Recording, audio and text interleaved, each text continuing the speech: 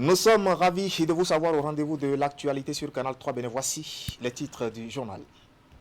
Des cadres de l'Association nationale des communes du Bénin à l'école des techniques de plaidoyer en matière de la santé, des droits sexuels et de la reproduction. C'est à la faveur d'une formation organisée à l'Okosa dans le département du Mono. Objectif, mobiliser les autorités communales autour de l'amélioration de la demande de l'offre de services en matière de santé sexuelle et reproductive et bien sûr de la planification familiale. Le Bénin poursuit ses efforts pour l'amélioration du climat des affaires et ceci à travers des réformes. Et par exemple, les réformes entreprises dans le domaine foncier étaient hier jeudi au cœur de la traditionnelle soirée After Work qu'organise le ministère de l'économie et des finances. La problématique, comment faire pour garantir la sécurité foncière aux investisseurs et autres acteurs de l'économie. Nous aurons les détails dans un instant avec Clément Tchadé et Elvis Tonouan. Et puis en fin de journal, nous parlerons coopération avec une convention d'amitié qui lie désormais la Fondation Benoît Zocli et l'Union sportive de Gasny. C'est un club français. Les portes de ce partenariat ont été ouvertes à l'issue d'une cérémonie de signature de convention qui s'est déroulée en début de semaine dans la commune de Huyahuela. Nous sommes dans le département du Mono. Le premier pas a été symbolisé par le don d'équipements sportifs aux élèves du collège d'enseignement général d'Arouloumé. Voilà pour le sommaire. Bien bonsoir et bienvenue à notre rendez-vous vespéral de l'actualité. Mais avant de développer tous ces titres, chers téléspectateurs, parlons de cette solennité avec la cérémonie de prestation de serment du président de la Cour des comptes. Nommé en Conseil des ministres, la magistrate Ismat Bio Tchane a fait cet exercice constitutionnel ce vendredi devant le chef de l'État et au terme de cette cérémonie, elle s'est confiée à la presse. Suivez. C'est une fierté pour moi, un sentiment de joie qui m'anime ce matin. Et je voudrais d'abord, avant tout propos, remercier le Seigneur. Nous sommes en plein mois de Ramadan. Cette nomination, pour moi, est une bénédiction. Ensuite, je voudrais exprimer ma gratitude au chef de l'État, le président Patrice Talon, qui a bien voulu placer sa confiance en ma personne en me nommant à la tête de cette grande institution. Il y a un autre sentiment qui m'anime aujourd'hui. Nous avons une Cour des comptes. Et une Cour des comptes à la tête de laquelle il y a une femme. Alors, aujourd'hui, les finances publiques, il faut les contrôler. Il faut faire en sorte que le contribuable soit satisfait de l'utilisation qui est faite de l'argent public. Ma prestation de serment ce jour va me lancer dans ce défi de bâtir une institution performante, indépendante et moderne. Je vais me baser sur les acquis de l'ancienne Chambre des comptes. Et avec mes collaborateurs, on va se mettre au travail. Et je voudrais, en marge de ce que je dis, dire que je ne vais pas négliger l'approche genre dans tout le processus.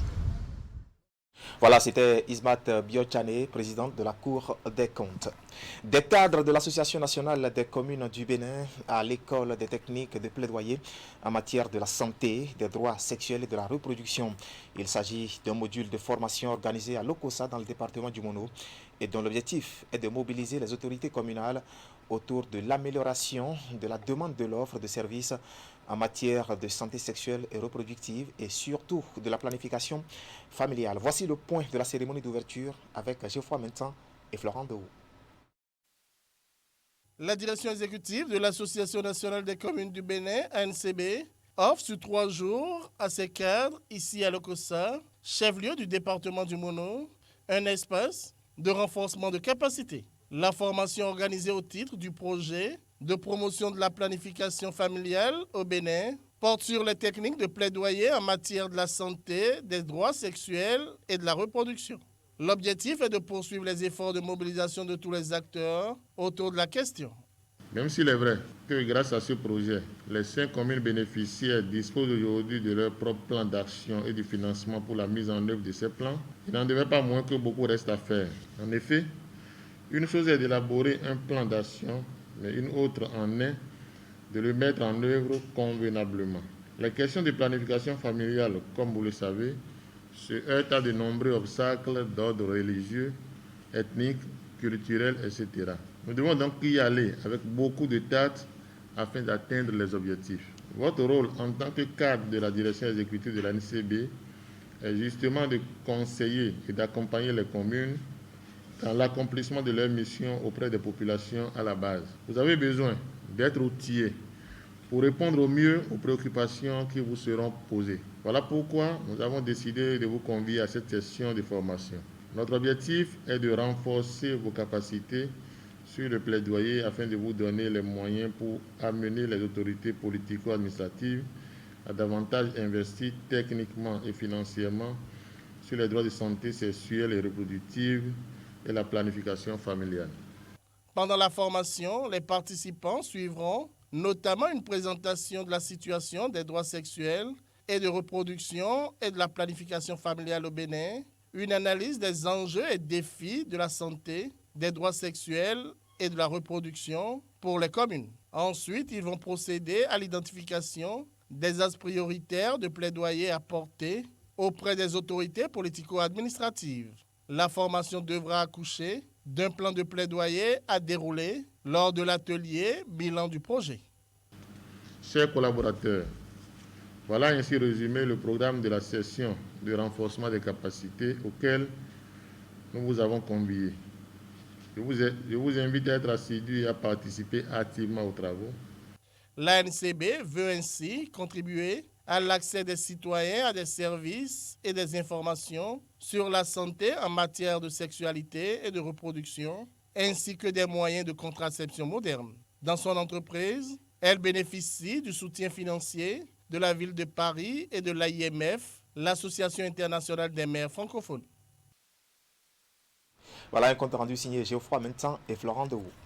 Parlons politique maintenant et alors la rencontre de l'un des précurseurs de la Commission électorale nationale autonome permanente. Il s'agit du professeur Laouni Akogou Athanase.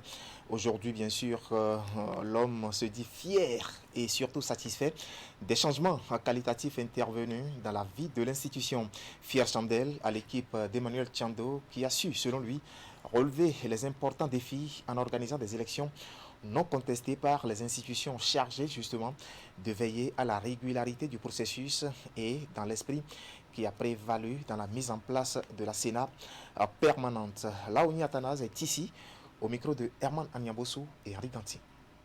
J'ai été l'un de ceux-là qui ont proposé une Sénat permanente parce que il y avait des Sénats ad hoc et puis un secrétariat administratif permanent de la Sénat, dont d'ailleurs j'ai été le secrétaire administratif permanent pendant 2 ans, je crois.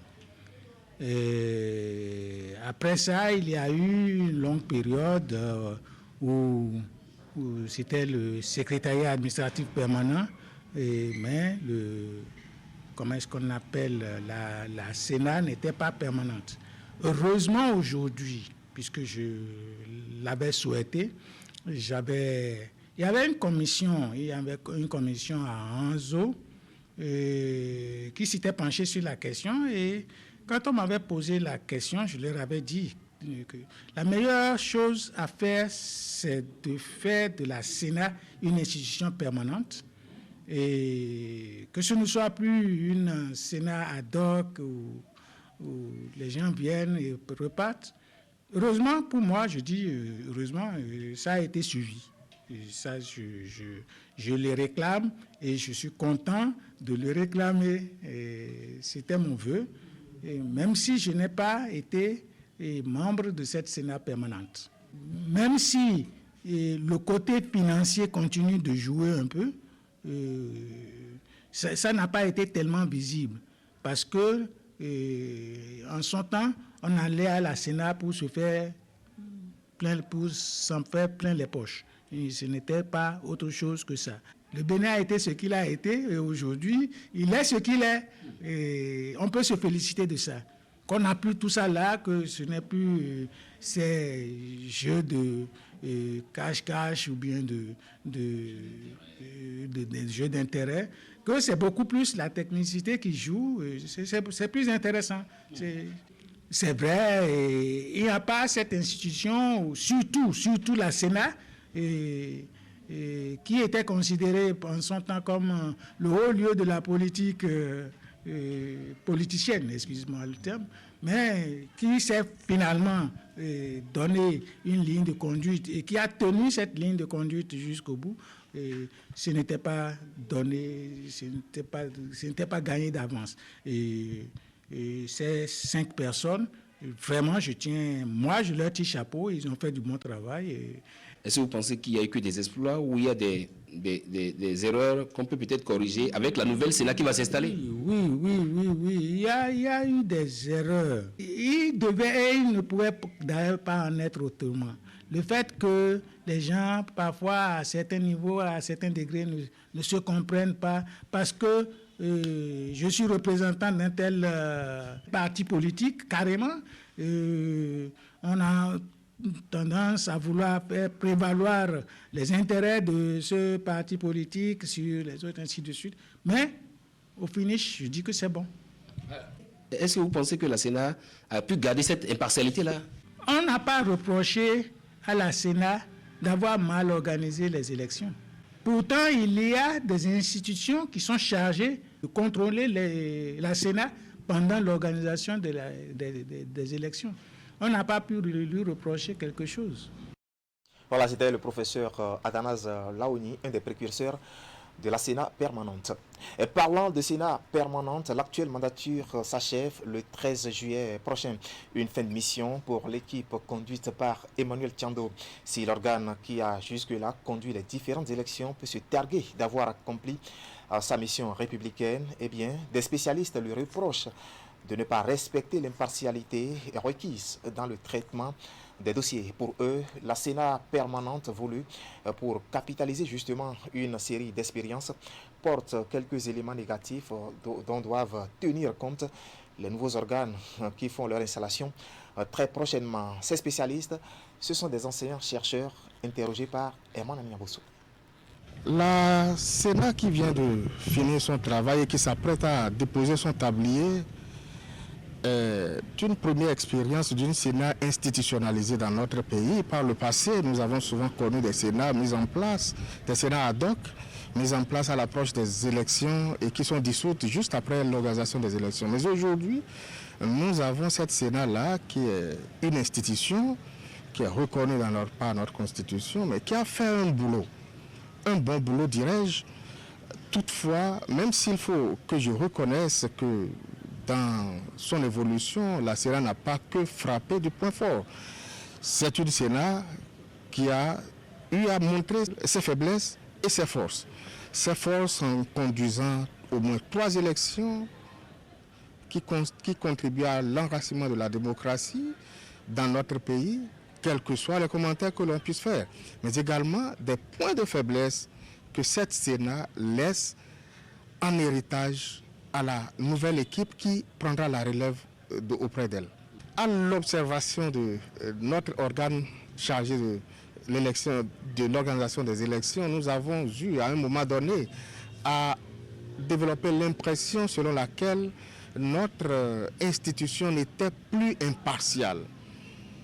Elle était plus impartiale et il faut absolument que cette Sénat soit impartiale. Parce que notre démocratie, l'évolution de la démocratie, son enracinement dépend en grande partie de cette institution-là. Elle doit faire honneur à travers ces hommes qui l'animent, elle doit faire honneur à la République, elle doit contribuer significativement à l'enracinement de la démocratie que nous avons comme produit de rente que le Bénin peut vendre à l'extérieur auprès des organisations de la communauté internationale. On a vu que depuis la création de la Sénat en 1994, il y a de petites réformes qui ont été opérées, c'est-à-dire que du point de vue même de la composition de la Sénat, on a évolué. On a voulu faire en sorte que certaines sensibilités soient représentées et on est passé à une étape supérieure, à savoir la professionnalisation de la Sénat. Au regard des atouts qui étaient comme des passages obligés de la Sénat, à savoir la composition, l'institutionnalisation et la professionnalisation de la Sénat. À travers tout ça, on a constaté que cette Sénat, cette mandature reste l'ancrage de ces différents besoins que je viens d'énumérer. Et de ce point de vue-là, il y a beaucoup d'efforts qui ont été faits parce que justement, la Sénat a su organiser plusieurs élections au Bénin. Et de ce point de vue-là, c'est un acquis. Il ne faut pas perdre de vue que la Sénat reste un organe autonome. Et bien qu'autonome, a besoin de ressources. Et il est arrivé des fois quand même où la Sénat, en tout cas selon les commentaires des citoyens, a donné l'impression d'être un peu tenaillé par certaines chapelles politiques. Et à partir de cet instant, on peut quand même retenir qu'il y a eu des avancées, il y a quand même des défis à relever. Il y a eu des défis, il y a encore des défis à relever pour que la Sénat reflète les aspirations qui ont été à la base de sa création. Voilà, c'était des regards scientifiques sur l'actuelle mandature, sinon la mandature finissante à la Sénat à permanente. De la politique à l'économie, le Bénin poursuit ses efforts pour l'amélioration du climat des affaires.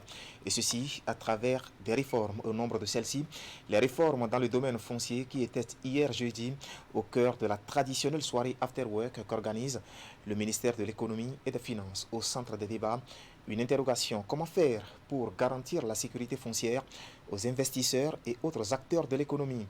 La réponse à travers ce compte rendu signé Clément Achadé et Elvis Donoukoua. La bonne gestion du foncier au Bénin depuis quelques années impacte le climat des affaires grâce aux réformes entreprises.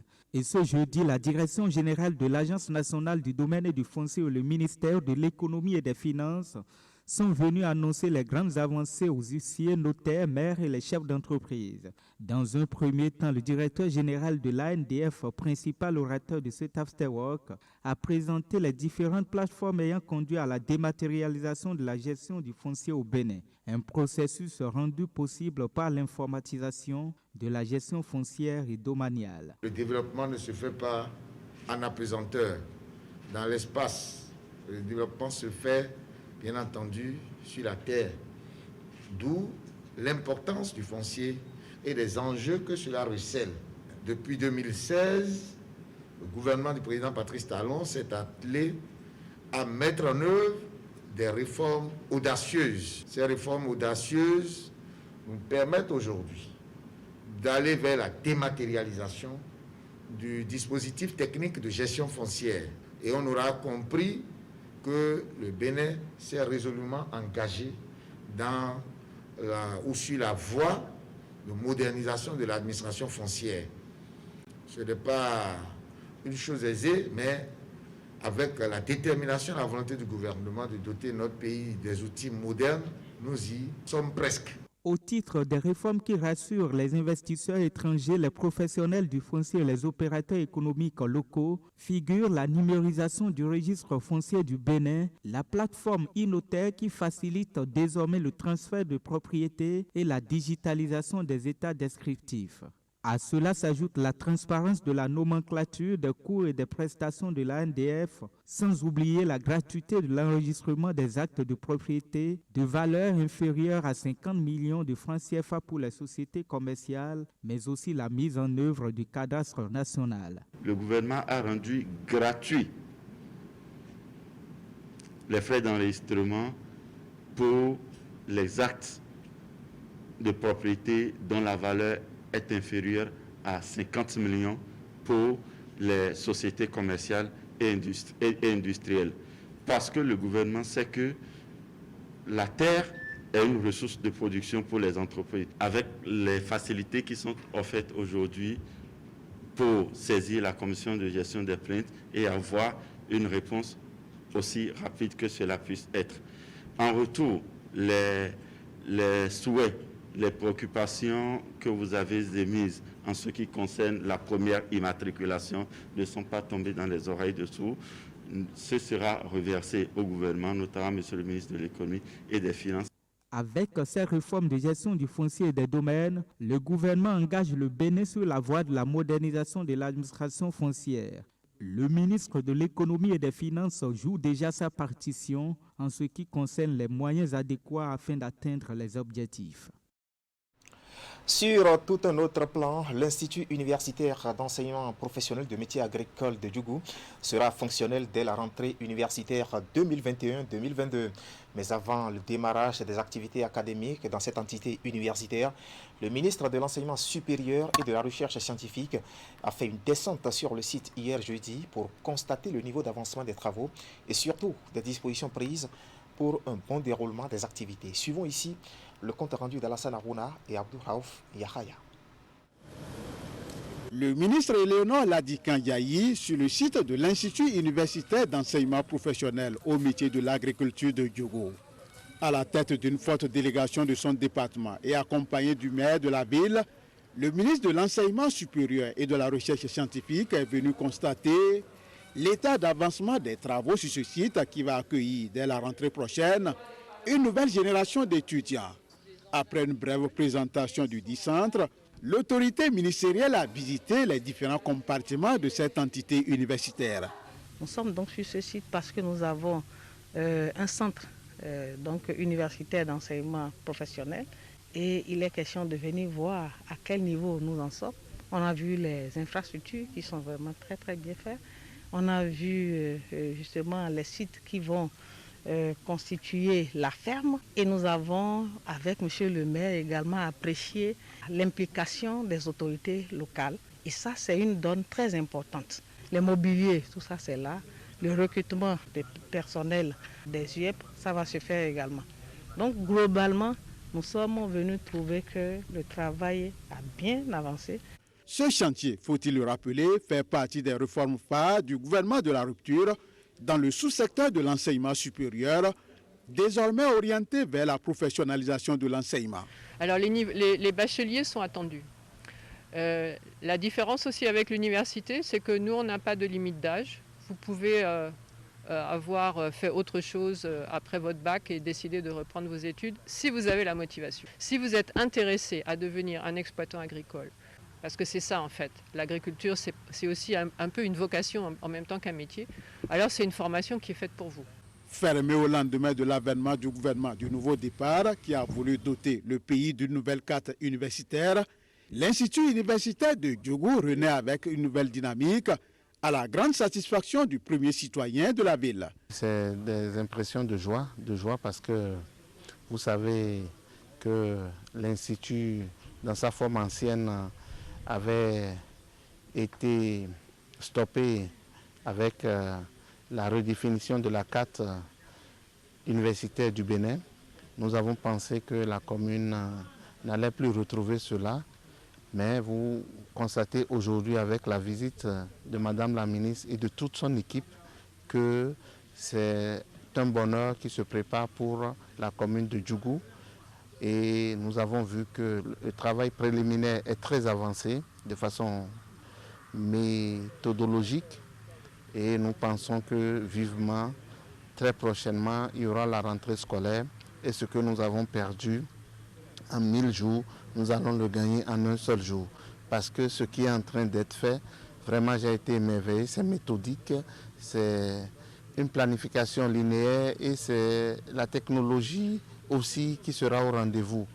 L'Institut universitaire d'enseignement professionnel au métier de l'agriculture de Djougou est désormais une réalité. L'ultime réglage à apporter reste la validation des tests institutionnels déjà en cours, après quoi le processus de recrutement de la première génération d'étudiants sera enclenché conformément aux vœux du chef de l'État qui tient à la professionnalisation de l'enseignement. Du social avec la communauté Jamaat islamique Ahmadiyya qui fait don de vivres aux pensionnaires du centre hospitalier universitaire et psychiatrique de Djako à Cotonou. Une action humanitaire faite ce vendredi matin pour aider les personnes vulnérables à garder le sourire en ce mois sacré du Ramadan. Voici le compte rendu de la cérémonie avec Ulrich Gaba et Eder Nkwebi. Des vivres pour les pensionnaires du centre hospitalier universitaire psychiatrique de Djako à Cotonou. En ce mois sacré du Ramadan, la communauté Jamaat islamique Ahmadiyya renouvelle ses actions de partage et de communion avec les personnes vulnérables. Comme d'habitude, chaque année, à l'occasion de la fête du mois de Ramadan, nous partageons des vivres aux pauvres comme cadeau. Aux pauvres, aux prisonniers, aux malades et les orphelins. Raison pour laquelle, aujourd'hui, nous sommes présents ici au centre psychiatrique de Djako pour apporter un petit sourire à nos frères qui sont malades avec ces gestes symboliques. Le geste est fortement apprécié par les responsables du centre psychiatrique. Au nom du premier responsable et au nom des bénéficiaires, le surveillant réitère aux donateurs sa profonde gratitude. C'est un geste qui, selon lui, vient à point nommé pour conforter la santé des pensionnaires. C'est une très grande chose, parce qu'il n'y a pas que le médicament seul qui participe au traitement du patient. Le manger est une partie très importante pour l'être humain en général et en particulier et pour le patient, surtout par rapport aux variétés de médicaments qu'ils prennent, qui font qu'ils ont beaucoup faim et qu'ils mangent beaucoup. Donc nous vous remercions et déjà nous vous souhaitons une bonne fête de Ramadan qui va se célébrer d'ici là. La Jamaat islamique Ahmadiyya est bien connue au centre psychiatrique de Djako pour ses nombreux dons. Le présent geste s'inscrit donc dans la dynamique des multiples actions humanitaires pour améliorer un tant soit peu les conditions de vie des populations vulnérables. Voilà les membres de la communauté islamique Jamaat Ahmadiyya au chevet donc des pensionnaires du centre de Djako. Mais que devrait-on retenir de ces différentes actions médiatisées des organisations musulmanes à caractère humanitaire? Le sujet a réveillé notre curiosité. Nous nous sommes rapprochés d'un islamologue. Un musulman devrait-il, oui ou non, médiatiser ou faire savoir au grand public un acte de bienfaisance qu'il a posé? Voici quelques réponses à toutes ces questions. Suivez. L'ostentation est l'action d'étaler sa fortune ou son mérite. Une affectation destinée à faire remarquer quelque chose. Au-delà de cette explication, l'acte est défini par le dictionnaire Le Robert comme étant une mise en valeur excessive et indiscrète d'un avantage. Le fait est évident, mais rejeté par bien de religions, dont l'islam. En islam, ce qui est recommandé en faisant toute action, ce n'est pas seulement un don ou une aide, non. Toute action que l'on doit faire ne doit pas être divulguée. Le prophète sallallahu alayhi wa sallam nous a mis en garde contre cette pratique qui est que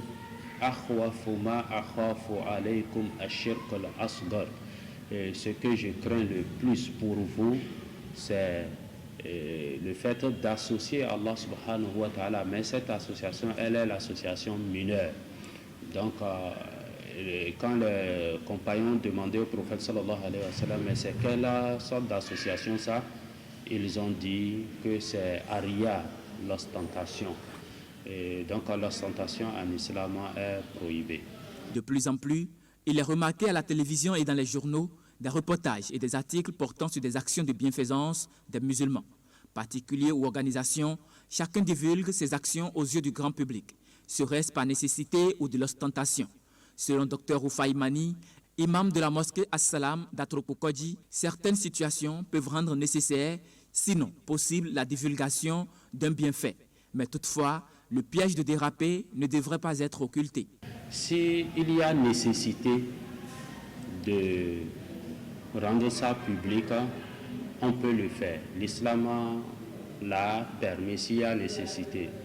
Comme par exemple montrer à ceux-là à qui nous avons pris leur argent, que nous avons fait le travail, si vraiment il y a cette nécessité, ou bien si c'est peut-être amener d'autres à vous emboîter le pas, à copier ce que vous êtes en train de faire.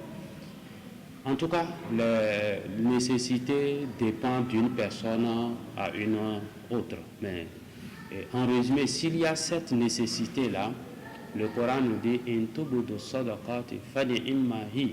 si vous donnez l'aumône et que vous rendez ça public, c'est une bonne chose. Mais le Coran nous dit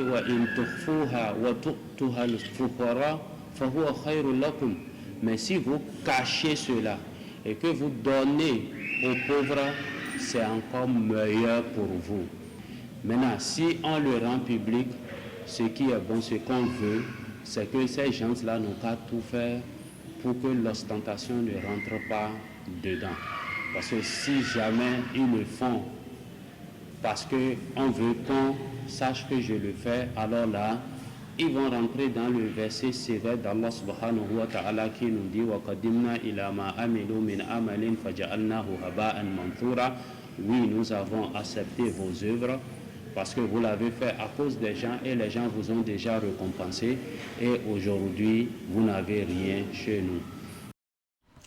Voilà, place maintenant à la sauvegarde de l'environnement avec bien sûr les responsables de l'organisation non gouvernementale à Yeddoun. Ces derniers ont investi les locaux du complexe scolaire de Segbeya à Cotonou hier jeudi pour sensibiliser les écoliers sur les comportements éco-citoyens à tenir pour la préservation de l'environnement. Et tout s'est déroulé sous les yeux d'Action Mokanya Siongon, dont voici le compte rendu. L'ONG à Yeddoun a posé ses valises au complexe scolaire Segbeya le jeudi 6 mai dans le cadre d'une sensibilisation. Paul Berta Diakouta, présidente de l'ONG et son équipe, sont allés inculquer les notions de la protection de l'environnement aux écoliers qui sont désormais des ambassadeurs écolos. Dans l'implémentation du projet éducation environnementale et restauration des gestes de protection de l'environnement et de préservation. On est là pour participer à former des adultes de demain via les enfants d'aujourd'hui pour que les choses changent véritablement dans notre pays, dans notre environnement, dans notre espace, dans notre cadre de vie, justement. Avec l'appui du ministère du cadre de vie et du développement durable et le Fonds national, je dis bien le Fonds national pour l'environnement et le climat, financé, on est en partenariat, mais on est plus outillé aujourd'hui parce que nos ressources ont été renforcées pour pouvoir mieux faire les choses. Le directeur du groupe C du complexe scolaire Segbeya a incité les enfants à adopter les comportements éco-citoyens pour que les objectifs visés par l'ONG à Yeddoun soient atteints. Êtes-vous prêts pour la mission qui vous attend? Oui, nous sommes prêts. Donc désormais, votre entourage sera propre. Les classes seront propres. Et désormais, les rues seront vos maisons. La cour sera votre maison. Et tout l'environnement sera vos domiciles. Les enfants sont contents d'avoir participé à cette activité qui leur a été bénéfique. Désormais, ils sont des relais de l'ONG à Yeddoun dans leur contrée.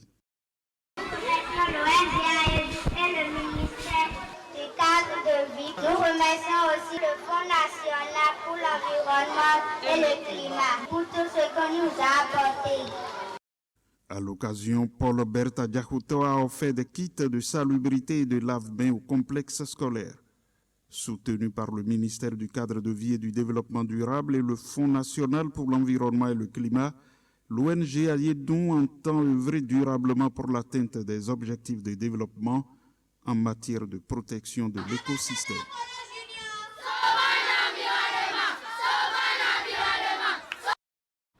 Voilà une offensive pour la préservation de l'environnement.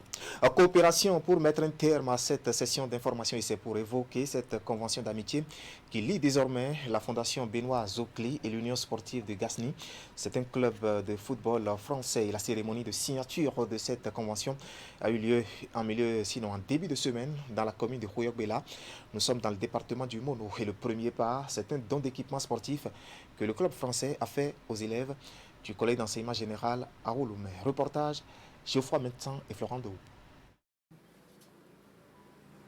En paraphant ces documents, Pierre d'Alcantara Zokli et Johan Ovray donnent une existence légale à un partenariat naissant entre la Fondation Benoît Zokli et l'Union sportive de Gasni, un club de football français. La séance de signature de cette convention d'amitié s'est déroulée le mardi 4 mai à Doutou, dans la commune de Khoyagui. Il faut savoir que la Fondation Fan Benoît Zokli est une fondation créée pour rehausser, continuer de faire assurer la vision civilisatrice que notre père, notre oncle, notre patriarche, le tout premier infirmier, le tout premier conseiller territorial entre 1957 et 1960 et le tout premier député à l'Assemblée nationale de Sahwe entre 1960 et 1963. L'envie qui est ici, c'est de créer une passerelle entre mon club, Gani, la Fondation, Pierre, vous tous ici, et au fil du temps, du moins pendant les 3 prochaines années, faire en sorte que chaque année on puisse livrer un petit peu de matériel sportif ou éducatif. Et puis je pense que c'est une première pierre à l'édifice. Et au fil du temps, avec les envies de chacun, je suis sûr que c'est quelque chose qui va continuer à grossir, à grandir. Pour marquer d'un cachet spécial le partenariat qui vient de naître, l'Union sportive de Gasni, à travers son président, a offert des maillots jaunes et noirs à des élèves du village voisin de Aouloumé. La cérémonie de remise de ce don de maillots a eu lieu dans la cour du collège d'enseignement général de la localité. Notre joie est immense et très immense ce jour parce que c'est une surprise agréable qui vient à point nommé. L'école, c'est important. Il faut que vous ayez bien ça en tête. Ça ouvre beaucoup de portes. Donc en tout cas, moi je suis ravi avec l'Union sportive de Gani de pouvoir vous aider. Johan Ovray est adjoint au maire en charge de l'événementiel à Vernon. Il est également vice-président à Seine-Normandie, agglomération. L'Union sportive de Gasni, dont il est le président depuis 3 ans, a été créée en 1957. L'histoire a commencé par une jeune, je dirais une dame, Sahwe, qui est adjointe au maire à Vernon. Elle s'appelle Léocadie Zokli. Son collègue Johan Ovray, adjoint au maire aussi, mais surtout président de l'Union sportive de Gasni, a échangé avec elle sur son projet de voyager, de venir au Bénin. Alors elle a dit, mais tiens, pourquoi tu n'en profites pas pour voir les membres de ma famille? C'est comme ça qu'aujourd'hui, vous avez les maillots jaunes et noirs. La Fondation Benoît Zokli et l'Union sportive de Gasni se sont engagés à mettre les 3 années à venir du matériel sportif et du matériel éducatif à la disposition des jeunes de Khoyagbe, une commune du département du Mono. Le maire de cette commune a d'ailleurs reçu en audience les différentes parties. Voilà, fruit d'un partenariat. C'est l'essentiel à retenir de l'actualité ce soir sur Canal 3 Bénin. Derrière moi, toute une équipe composée de journalistes et de techniciens vous remercie de nous avoir suivis. Restez en compagnie de nos programmes. Moi, je vous retrouve demain samedi, si Dieu nous prête vie. Bon début de week-end à toutes et à tous et à demain.